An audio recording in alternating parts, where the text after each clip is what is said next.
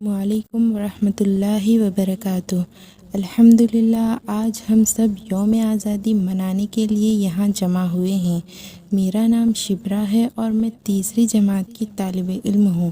پیارے اساتذہ اکرام، والدین اور میرے ساتھیوں، ہم ہر سال 15 اگست کو یوم آزادی مناتے ہیں کیونکہ اسی دن 1947 میں ہمارا ملک ہندوستان انگریزوں سے آزاد۔ انگریزوں نے ہمیں سالوں تک غلام بنا رکھا تھا، ہمیں نہ آزادی دی تھی، نہ اپنے حق، نہ سکون۔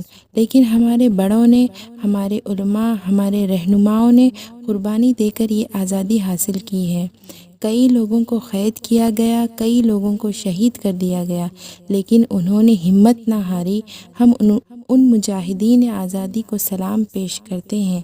مولانا ابوالکلام آزاد، مولانا حسین احمد مدنی، اشفاق اللہ خان، مولانا فضل حق خیر آبادی اور ہزاروں علماء اور بہادر سپاہی، انہوں نے صرف ایک بات کہی: ہمیں آزاد ملک چاہیے۔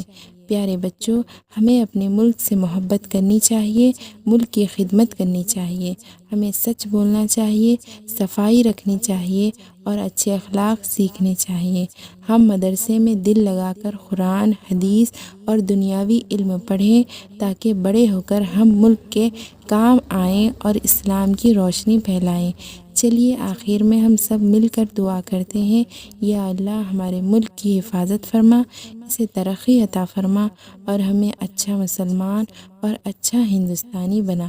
آمین۔ السلام علیکم ورحمۃ اللہ وبرکاتہ۔